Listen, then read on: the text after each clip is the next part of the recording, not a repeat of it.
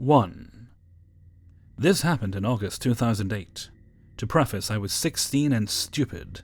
I was in love with my then boyfriend, the way Ariel was 16 and in love with Prince Eric. His parents were split up. He lived with his dad, who was really strict and kind of scary. On the weekends, he stayed with his mom. His mom lived down the street from my aunt and best friend. At night, I would sneak over and we would hang out until the early hours of the morning. Anyway, we got caught. We weren't allowed to see each other. Eventually, both of our parents got over it and conceded that we could see each other at a country fair, with his dad and stepmom supervising. At the fair, my then boyfriend Gabe told me he wanted to see me that night. He told me that he was going to walk to my house in the middle of the night. My house is probably 10 miles from his. I told him, no, you're crazy. Long story short, I decided to walk halfway to meet him. It was probably midnight, full moon, and I'm walking along the street. I had 2 cars stop and ask if I want a ride. I was terrified a cop was going to see me and take me home to my parents. I said, no thank you, I'm just going right up here, to both cars because I'm 16 and 125 pounds of no muscle. I meet Gabe, finally, and we walk to his house. Probably because my parents were actually awake at my house and his mom would be asleep. I tell him about the scary cars that stopped and asked if I needed a ride. He asks why I didn't take one of them up on the offer. No one asked him if he needed a ride. He would have taken one. It would have been way faster to meet. We get to his house, make out, hang out, and I eventually decide I need to leave before my parents wake up and notice I'm gone. I try to go to my aunt's, but no one is home, so I start walking. It's summer and about 5 a.m., so it's light out. I decide to take a different road back home. I'm walking along this stretch of road I've been on many times before when I take the bus to school. I'm listening to my iPod and I see a pretty old cell phone on the ground. I pick it up and am surprised because it turns on and it works. Must have been a Nokia. A couple cars have passed me and I'm starting to get a little anxious on how long it's going to take me to get home before my parents wake up. I think about what Gabe said about how if someone offered him a ride he would have taken it. I decide that if someone stops and offers me a ride, I'll take it. I really don't want to be caught and grounded again. I'm not actively trying to hitchhike, putting my thumb out for a ride though. I'm carrying the phone and wondering if it has service, when an old beat-up car slows down next to me. I turn my head slightly as I'm walking and an older man starts talking to me. "Do you want a ride?" he asks. I finally stop and take a closer look at him. He looks unkempt, hair starting to fall out, unshaven, and a bit on the heavy side. My stranger danger senses are tingling. But I told myself to stop being such a wuss. I need to get home and I'll just tell creepy car dude to drop me off at the casino, that I can see is about 3 miles away. I think that I'll at least shave off some time off my trek. I get in creepy guy's car and he starts driving. He asks me what my name is, how old I am. I give him my very common middle name and tell him I'm 18. I remember I debated telling him my real age, thinking maybe it would make him think twice about doing anything funny with a minor. All of a sudden, creepy car dude puts his hand on my knee and tells me how beautiful I am. I'm frozen. I don't know how I'm supposed to react. I'm uncomfortable and alarms are going off in my head. I say, "Thank you." He starts to move his hand up a little more as we pass the casino. I tell him the casino is fine, really. He doesn't have to keep driving me. He tells me he's going to a specific road closer to my actual destination, and he doesn't mind helping me out. I think of anything to distract this guy and to get his nasty hand off me. I pull out the cell phone I found earlier and start talking animatedly. "Look what I found when I was walking. I found it right before you pulled over. Still looks like it works even. I wonder who it belonged to, blah blah blah." I am saying anything to keep myself from panicking and giving away that I'm scared. It works. Creepy car dude's eyes get bigger, like he struck gold. He takes his hand off me to grab the phone. "Oh, I'll hold on to that for you. I'll make sure it gets back to its owner." I nod enthusiastically, agree that's what's best. He keeps the cell phone in his hand, checking it out. He drives past his initial road, saying he can take me even closer to my place.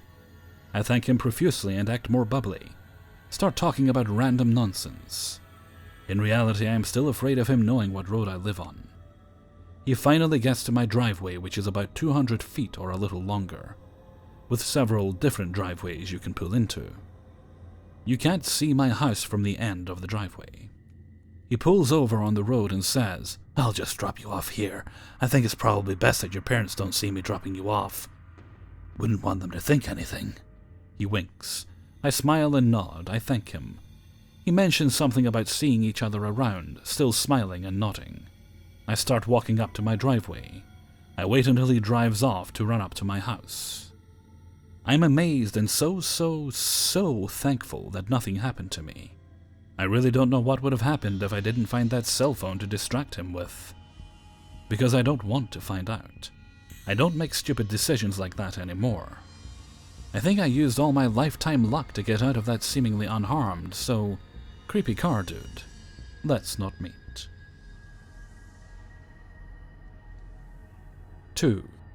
Back when I was in the 8th grade, my mom and my brother had to venture out to Guitar Center to get my brother's guitar fixed. This meant that I was going to be home alone for an hour or two, which I was pretty used to. 13-year-old me immediately hops onto Minecraft. I started playing with 2 of my friends and was talking to them via Skype. It was a sunny day outside, and it was also a school day, so there was nothing to be scared about outside or anything. After about 30 minutes of playing, I heard a loud bang that came from outside. It scared me, but I thought nothing of it. It sounded like it came from my backyard, but I assumed it was just my neighbors working or doing something else.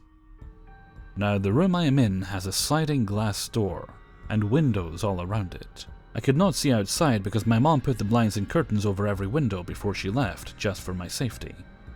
I should have gotten up to check out what the noise was, but I was pretty focused on whatever I was doing in Minecraft.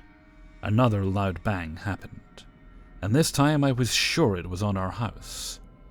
I asked my friends in a whisper if they heard what I heard, but my mic didn't pick it up. Then I saw him for the first time.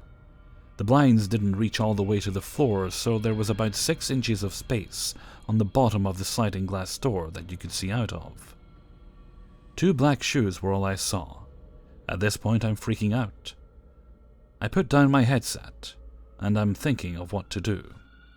In the midst of me looking at the shoes and figuring out what to do, the window directly behind me smashed, glass going all over me. The sound of it made my heart come out of my body.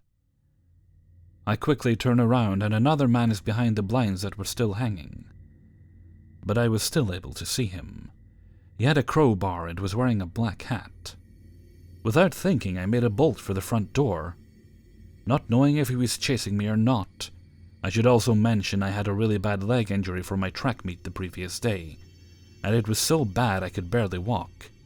I didn't even feel the pain, I had so much adrenaline. I quickly threw open the front door and shut it right away without looking back.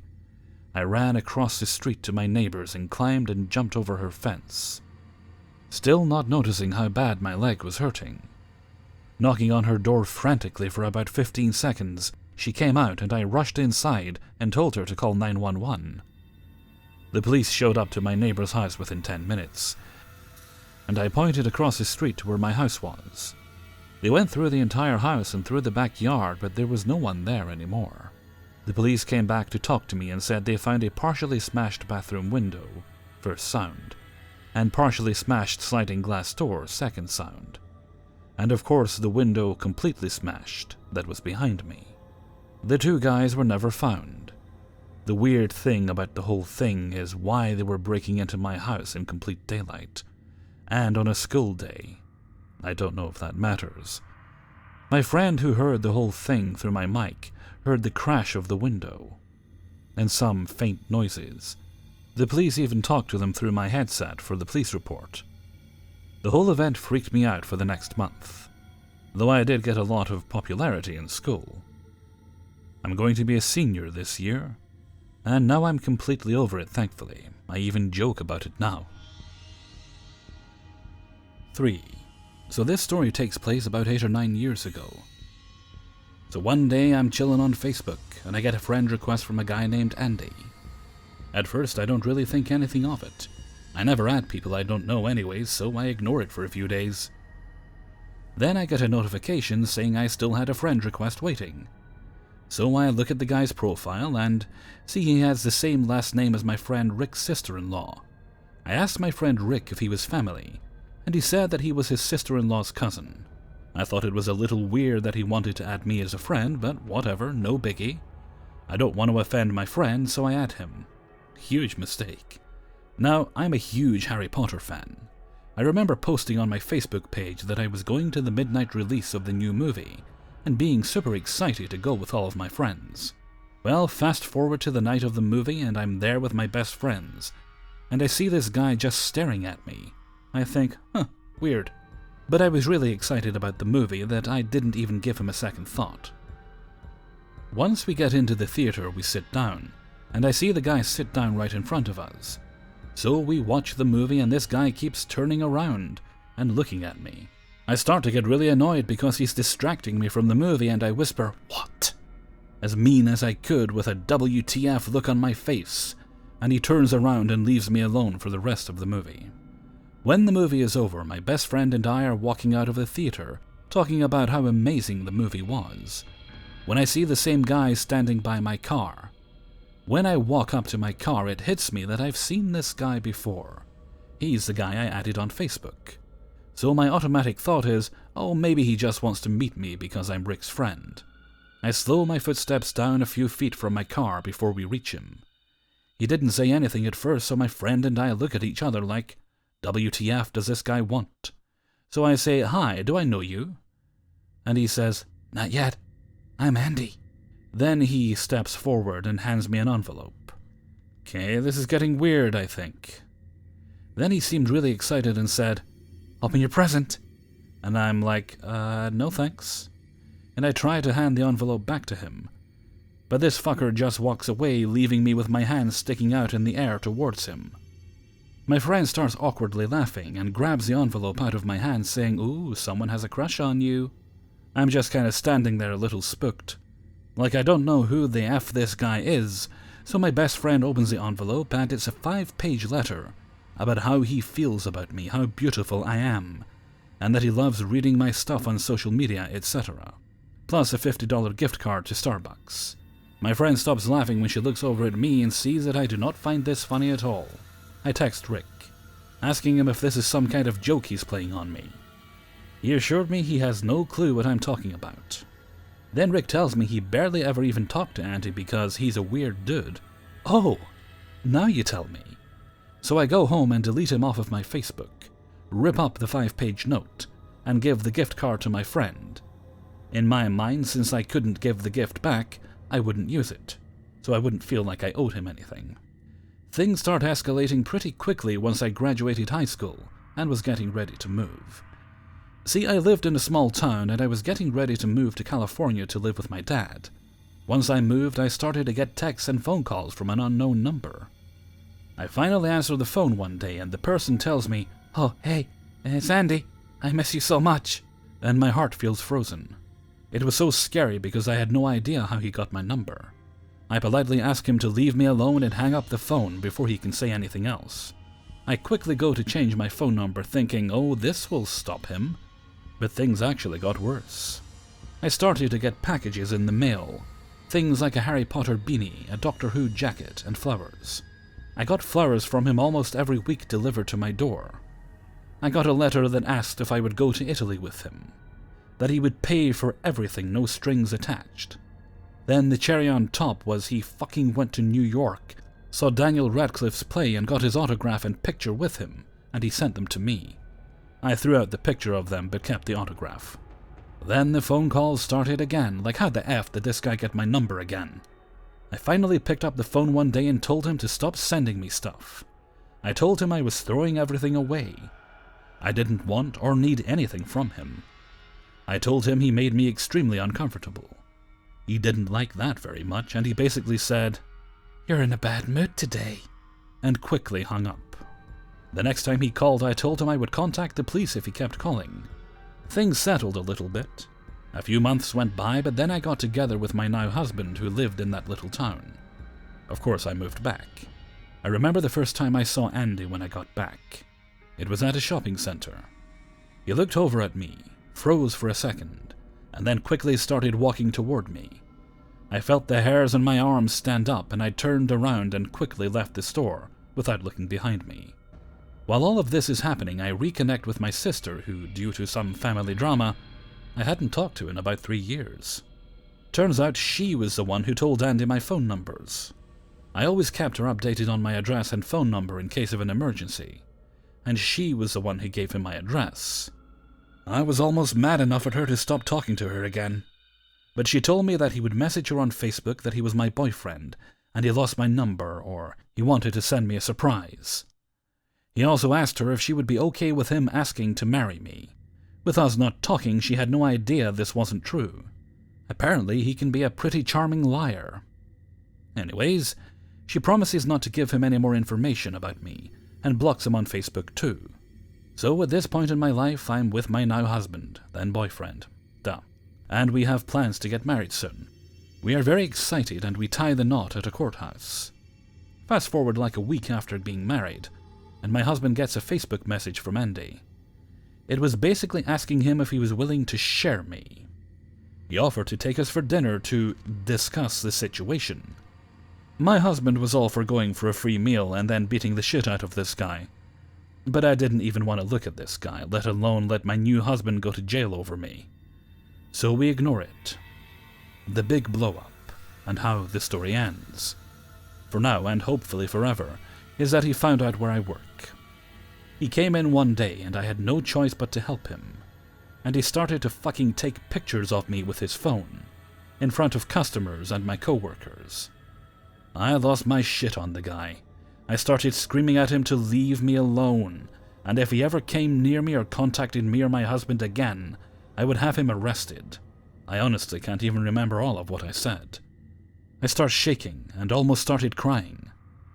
Luckily, my boss was really cool about the whole thing, and I didn't even get in trouble for swearing in front of customers. Anyways, his face was priceless, totally shocked.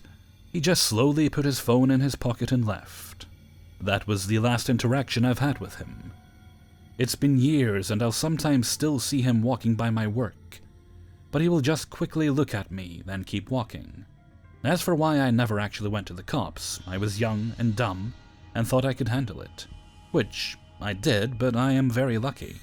If it had gotten any worse, I definitely would have gone to the police. I'm not sure why he acted like this toward me, or what I did to cause this to happen. Maybe he is just mentally unstable. Either way, I'm always on alert because of this guy, so, Andy, let's never meet. Hey everybody, Hellfreezer here, and thank you very much for listening to 3 True Scary Stories, episode 344. And thank you very much to everybody who allowed me to use their stories in this video. Right, just checking, okay, we're all quiet. It's been kind of a windy, rambunctious night here in the UK. The upside of that is it does make it rather difficult for all those people who like to set off the fireworks during this season to actually set off their fireworks, so it gives us all a bit of a respite, thankfully. I did have something I wanted to say to you guys.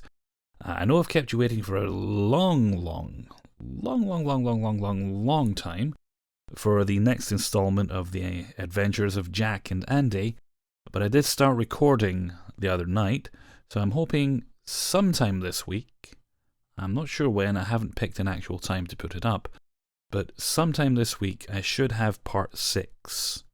And I was looking as I was recording, I don't think there's a lot to go, so we might get it finished within the next few months. I don't want to jinx it by promising it, but yeah, that's or at least I should have what I have finished. I've got about 20 minutes recorded so far. I'll knock out another 20 minutes at some point over the week, and I'll try and get that up for you guys, because I know a few people have been asking, and I do apologize for keeping you waiting so long. Just, there's various things, and then Halloween popped up. I have trouble with my throat, although I'm able to record not bad, so... and it's not gotten... My throat hasn't gotten massively worse. It's not really any better, but it's not gotten massively worse.